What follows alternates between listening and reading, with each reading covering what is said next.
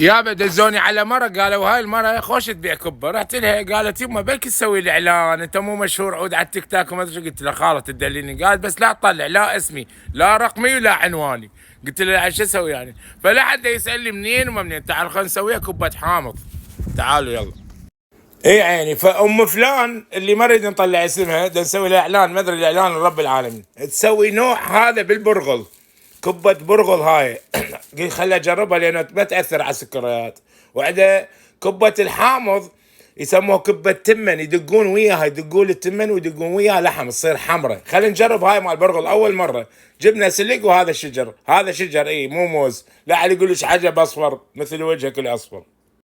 هنا ها نخلي زيت. طبعا هذا زيت الافوكادو، يقولون صحي يعني اكثر صحي. هذا الافوكادو كان وقع. وهنا جبنا شجر، طبعا اكو شجر اخضر واصفر، واكو من ذاك العراقي هم موجود. نحمسن شويه الشجرات. طبعا هاي الكبر راح اسويها المرقه، راح اسويها بدون بصل بطريقه مال اهل الموصل واهل الشمال، يخلوا لها نعناع وثوم وحامض كلش طيبه. صرت جربوها وادعوا لنا. هنا نحط خاشوقتين كبار معجون، نحمسن ويا الشجر شويه لانه راح نذب السلق وندب الثوم حسب الرغبه ونحمسن ماكو.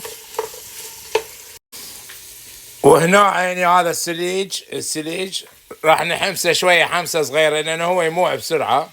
لا تشوفوا هوايه راح ينزل، راح تشوفوه قليل يصير. راح نحمسه. شوف هنا نقلبها زينه، تقليبه زينه. ام فلان اذا طلعت الكبه مو زينه راح اطلع صورتك ورقمك انشره وخمس دقائق يمك ام فلان.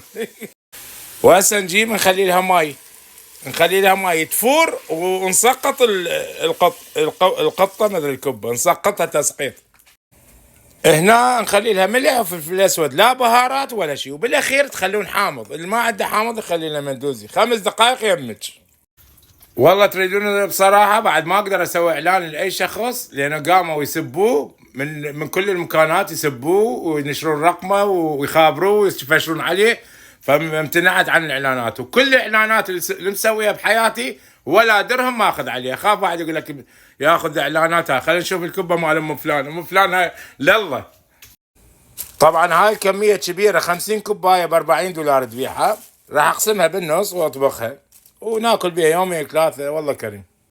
هنا قريب تغلي تخلي النعناع، جربها ثوم ونعناع ولمندوزي، اطيب مرقه حتى لو بلا كبه تخبل هاي. وهنا قريب بدأت تفور شويه ندبها للكبه. دير بالكم لا تحترقون. ام فلان راح نشوفها ونعطيكم راينا هسه من تنطبخ. هي تنطبخ 20 دقيقه تقريبا ما تطول. يابا هاي النتيجه طفيناها. شوف شلون شلون كبه بابا شلون ثخينه.